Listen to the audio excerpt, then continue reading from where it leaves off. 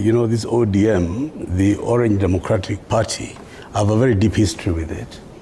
Because when originally Baba Jacob was in the ODM Kenya, which was taken then by the late Mutula Kilonzo, Dan Manzo, and that group, Baba did not have a party.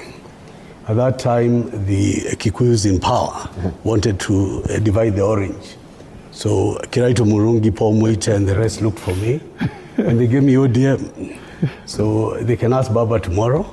I'm the one who gave ODM to Baba. But anyway, without discussing ODM... So is it disheartening to see what is happening to ODM? I wanted to actually tell you about today, this date, why it's important to me. Today, 80 years ago, was the death of Adolf Hitler. Mm-hmm. Adolf Hitler was arguably one of the most evil human beings to ever live.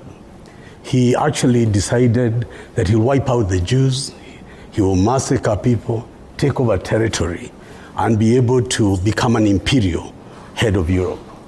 And after the example of Adolf Hitler, here in Africa, we've had several examples. Idi Amin Dada, Mobutu Sese Seko, Kamuzu Banda, Said Barre, etc. My tragedy about the broad-based government is not about the ODM politics or the politics of UDA.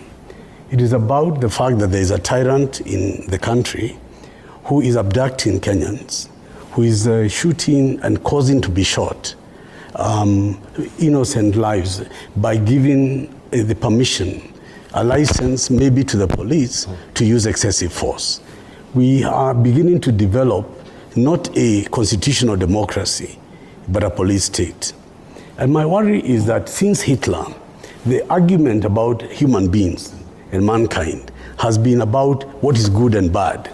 In fact, the formation of the United Nations was made to ensure that there is no more conflicts in the world, that where possible, peace and non-violence becomes a cry call for mankind.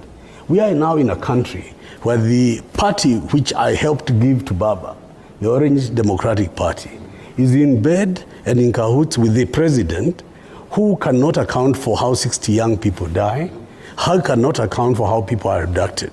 So what I would like personally is to depoliticize the broad-based government, but to come back to the Bill of Rights, come back to the right of every Kenyan, young or old, to live a dignified life under the law, and to be able to ventilate in any other way. You cannot have a president speaking unpresidentially. You can't have a president saying, shoot them at the legs. You can't have a minister of Interior saying to the police, shoot to kill. Mm-hmm. I raise these issues because whatever you look into the broad-based government, you come back to the foundation of the Kenyan Republic. Mm-hmm. As defined by the Constitution, Kenya is a multi-party democracy. But from 1964, when the Queen authority ended in Kenya, Kenya became a republic.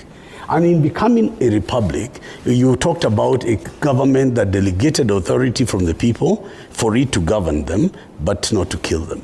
So what I would want to say at the studios here today, to those that will listen, can we bring an end to killing our children?